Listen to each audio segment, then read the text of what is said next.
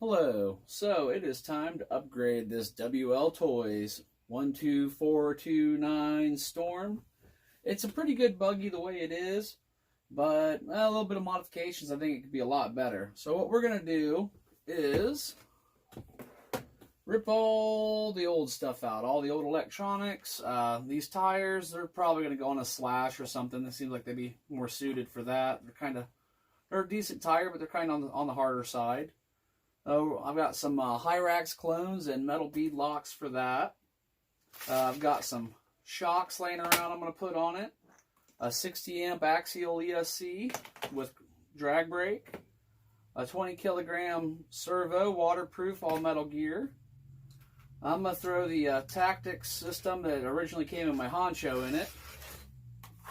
And I've got a 27 turn RC 4-wheel drive motor that'll be going in there. And locking those differentials is going to make a huge difference. I've had this out in the woods a few times. You can still see that it's still this dirty after I washed it. I had it out in the mud pretty good. I'm going to remove this rear tire as well to help take some of that weight off the rear end. And this is going to be a mixture of a rock bouncer, rock crawler. And I think it's going to perform a lot better this way. So I will start tearing this thing apart and I will update you along the way. Alright, got you in a little bit closer to the project. So I've removed the body so we can really get a good look at what's going on.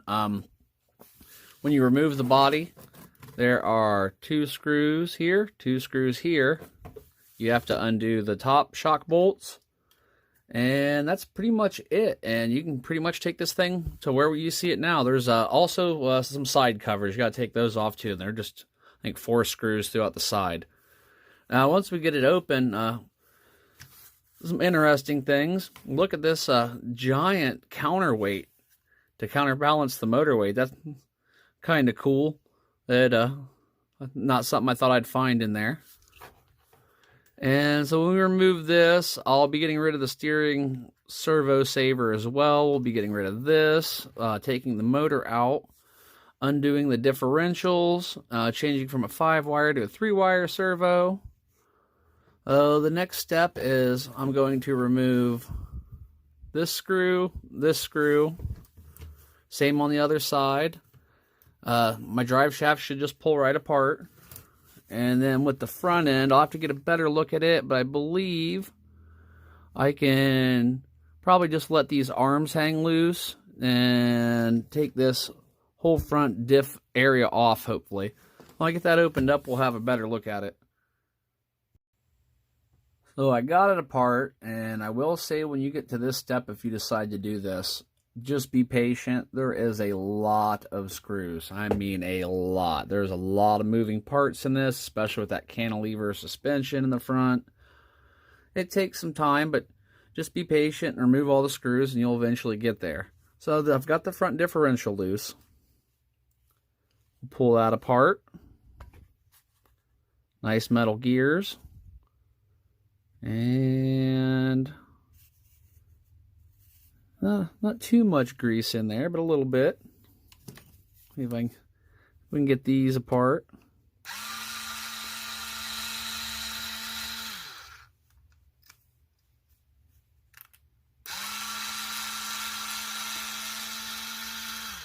Now, I do not know who originally came up with the idea of locking diffs this way, but I'm going to give credit to Steve at Shin RC because he's the first person I saw do it on that green Wltoys buggy. So what I'm going to do is just open this up.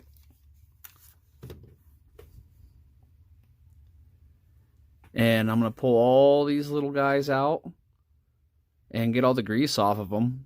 And I'm going to do a 2-part epoxy and put that back together. So let me get the grease all cleaned off of them, and then we'll get back with it.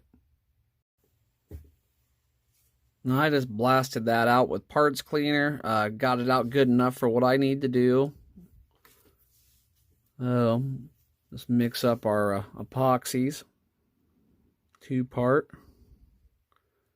And we're just going to stuff that full of epoxy.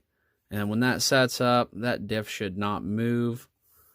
If it does, there is a serious issue because something else should break along the way first.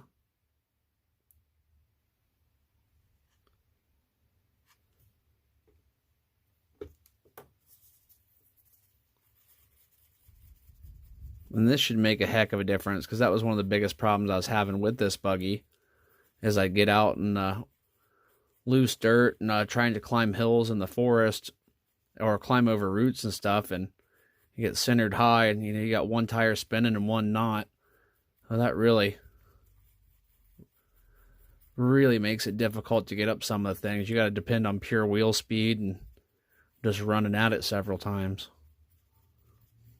This is about a 15-minute epoxy, so I'm not in any really big hurry. But if you need to get done faster, you can buy a 5-minute epoxy. What I'm going to do is just start packing this full.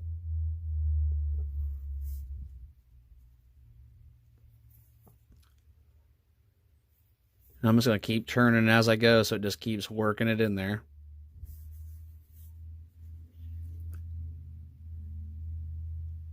This should definitely not move after this.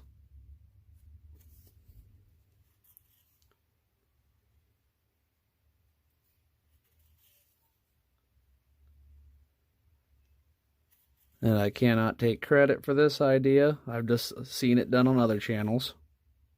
And it seems to work pretty daggone good.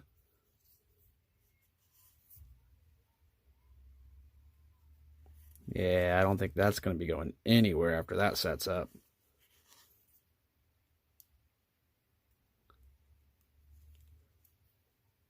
You know, and all the parts are available, so if you decide this isn't for you, after you've done it, you can always just buy a new one. They're all pretty affordable, really.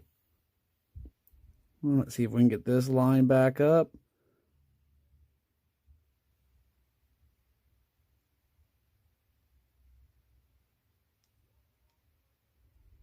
Get those screws back in there.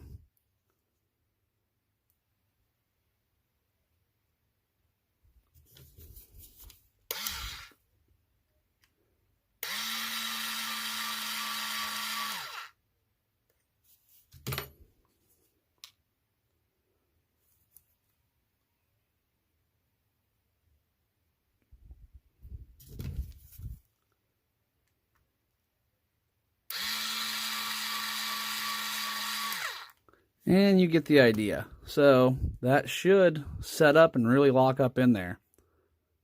Now, I'm going to go ahead and put the other two screws in off camera and clean this up. And I'll get the other differential torn apart and repeat the same process. It's pretty much the same. Then I'll start getting back with you after that, because we'll have to move on to electronics and everything else. This is probably going to be a 2 or 3 part video series. But let me at least shoot one more section and we'll get back together. Alright everyone, we are at the point where we have changed the motor, done the differential locks, changed the servo, and I'll tell you any little pointers that I found out along the way. And I am also going to say that if you've decided to come this far with it, it is a long project and a lot of work, so just know that going in. This is not an easy, quick upgrade. There's a lot of stuff to do. So once you got the diffs locked and back assembled, you have to get the motor mounted. Now, to get the old motor off was quite a chore, because they use this strange, and it's got to be like the red light Wltoys. It's really, really strong stuff. I had to heat it up with a torch. And when you do this, take your time and just hold your torch right over top and point it directly at the head of the screw. And make sure you wrap it in something you're not going to burn your hand. And let that heat up for a while, and just slowly keep trying it, and make sure you get the proper screwdriver that fits in there perfectly. Those are very easy to strip. I was able to get mine off successfully, but I could tell that they really wanted to strip. And it is the same with your pinion gear. When you go to take that off, you also have to heat it up. It is seriously Wltoted on very, very well. Now, we've got it all mounted back in there, and it's all simple screws. You shouldn't have any problems finding where you need to take it apart at. These screws here in the bottom in this T area will remove your whole motor housing, and these two, and this one over here will remove your motor cover. And then it's up to you from there. So after that, I have gotten the new 20 kilogram servo mounted in. It was a little bit fatter than the old one, so it's a real tight fit. Had to do just a little bit of plastic trimming right here to fit that in. And with your arm, You're gonna, luckily for me, I have a lot of parts laying around, but if you do not, you're gonna have to go to your hobby store and find a ball end that fits in that joint perfectly. Because here's the stock one. As you can see, it had a ball that popped into place there. Luckily, I had one laying around, and you're gonna have to take your standard servo horn and you're gonna have to cut it so as that it can fit between here and there. And then after that, you'll have to drill through and mount a screw and one of those ball lugs.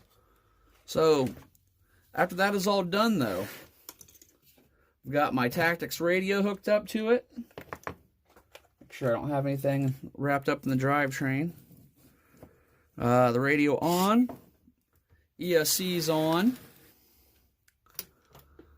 And as you can see, steering works good. And I'm going to hold this back in because it makes it bounce around. There you go. You've got lock differentials. They're noisy suckers, but I've double and triple checked. Nothing's grinding where it shouldn't be. There's no metal flakes. Anything you see here is where I ground that with the Dremel tool. This is where we're going to wrap up the first section of this build. This is just too long of a project to do all in one video. We'll pick up right where we left off. And thank you for watching. If you have any questions, leave them in the comments. Have a great day, and I'll catch you on the next one.